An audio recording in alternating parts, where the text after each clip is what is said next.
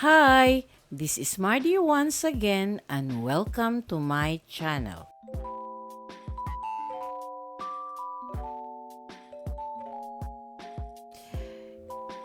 If you're a fan of Filipino entertainment, you're in for a treat today.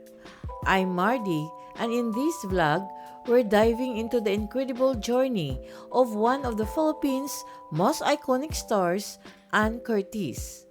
From her breakout roles to her entrepreneurial ventures and powerful advocacy work, we'll cover it all. So if you've ever been curious about what makes Ann Curtis such an inspiring figure, keep watching.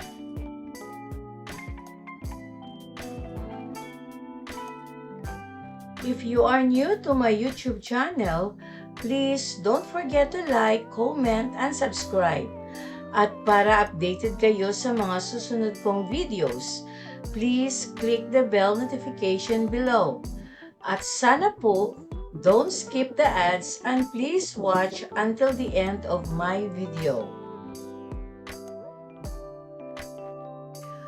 Ann Curtis Smith, born on February 17, 1985 in Yarrawonga, Victoria, Australia, is a multi-talented Filipino-Australian actress, television host, entrepreneur, and model. The daughter of Carmencita Ojales, a Filipina from Bolinao, Pangasinan, and James Ernst Curtis Smith, an Australian lawyer of German, Italian, Irish, and English descent, and grew up in a diverse household. Her younger sister, Jasmine, also pursued a career in acting. Unfortunately, Ann's family experienced tragedy with the passing of their half-sister Claire, who died in 2007 due to a cardiovascular disease at just 4 months old. During a visit to the Philippines at the age of 11, Ann was approached by a talent scout. Initially unsure, her mother encouraged her to explore opportunities in the entertainment industry. Sa kabila ng hadlang sa wika, nagsumikap si Ann na matuto ng Tagalog at kalaunan ay lumipat sa Pilipinas kasama ang kanyang pamilya, kung saan nagtuloy siya ng karera sa pag-arte. Ann Curtis' career in entertainment began when she was just 12 years old, with her film debut in Magic Kingdom, Ang Alamat ng Damortes in 1997. Gayunpaman, ito ay ang kanyang papel bilang isang disfigured na babae sa hit serye na Kampanyerang Koba in 2005 na minarkahan ang kanyang tagumpay. Ann's diverse roles in films such as All About Love in 2006, Ang Cute ng Ina Mo in 2007, and When Love Begins in 2008, solidified her place as a rising star in Philippine cinema.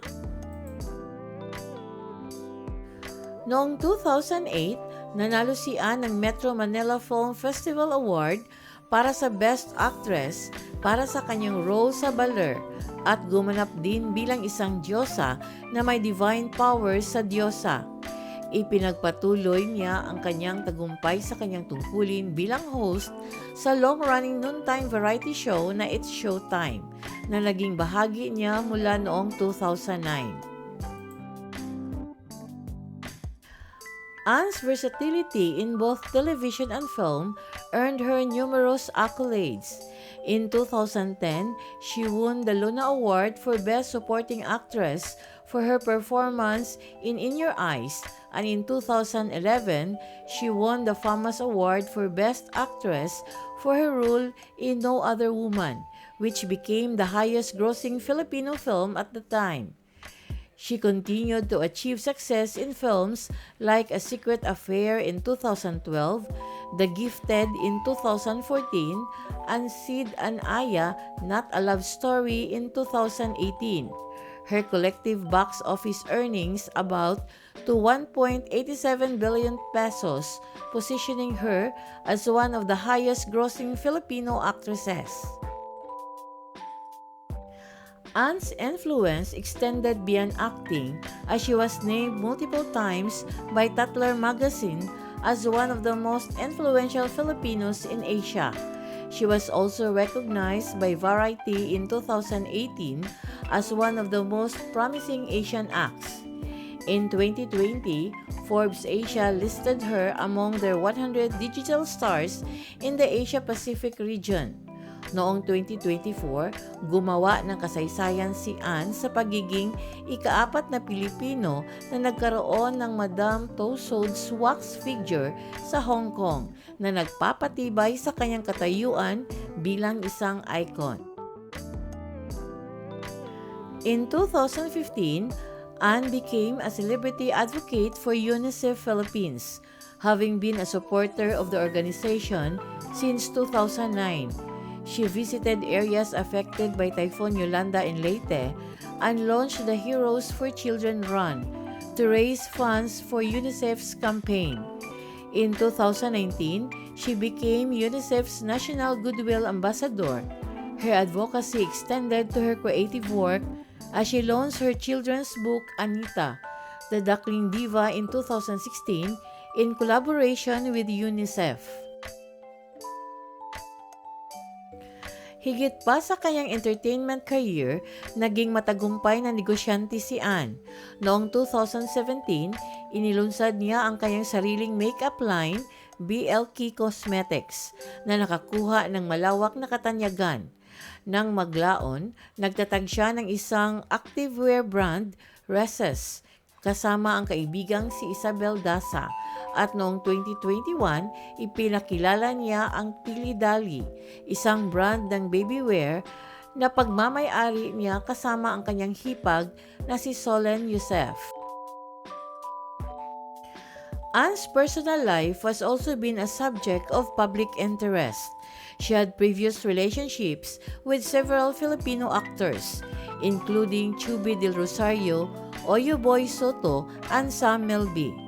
In December 2016, she became engaged to restaurateur and food blogger Erwan Yusof, and the couple married in a private ceremony in Queenstown, New Zealand on November 12, 2017.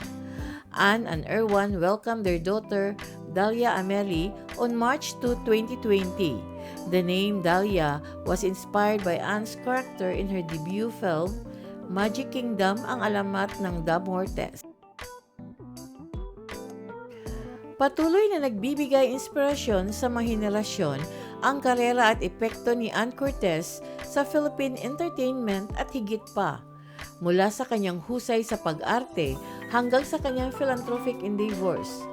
Ipinakita niya na hindi lamang siya isang mahuhusay na artista, kundi isa ring mahabagin na tagapagtaguyod at matagumpay na businesswoman. In 2024, the unveiling of her Madame Tussauds wax figure in Hong Kong will serve as a testament to her extraordinary contributions to the arts and her influence as one of the Philippines' most admired and beloved celebrities. Anne Curtis Smith's journey from a young girl discovering her roots in the Philippines to becoming one of the most influential figures in Philippine entertainment is a testament to her hard work, versatility, and dedication. With a successful career that spans acting, hosting, entrepreneurship, and philanthropy, Anne continues to shine as a star and a role model. Thank you very much for watching. And according to a famous quote, be someone's strength, be someone's inspiration, be someone's reason to never give up. Special thanks to my source from Google, enwikipedia.org, photo credits to ajcpowerholdingscorporation.com, and inspirational quote credits to yourtango.com.